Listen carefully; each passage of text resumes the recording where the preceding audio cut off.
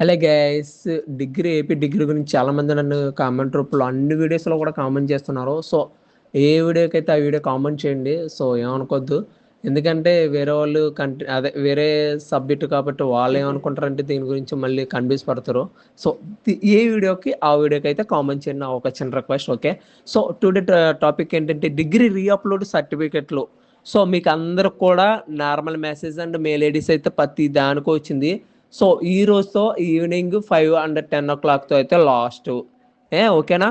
మీరు ఏమేమి మెయిల్స్ వచ్చినాయి, మీ మెయిల్స్ వస్తుంది పలానా 9th క్లాస్ స్టడీ బాగాలేదు, లేదంటే 10th సర్టిఫికేట్ అప్లోడ్ చేయలేదు, లేదంటే క్యాస్ట్ సర్టిఫికేట్ అప్లోడ్ చేయలేదు, ఇన్కమ్ సర్టిఫికేట్ అప్లోడ్ చేయలేదు, ఈడబ్ల్యూఎస్ అప్లోడ్ చేయలేదు ఏంటని చెప్పి స్పెసిఫిక్గా మీకు మెయిల్ ఐడీస్ అయితే కంపల్సరీగా రావడం అయితే జరుగుతుంది. సో ఏ సర్టిఫికేట్ రీఅప్లోడ్ అడిగిందో ఆ సర్టిఫికేట్ అప్లికేషన్ ఓపెన్ చేసి రీఅప్లోడ్ అయితే చేయండి.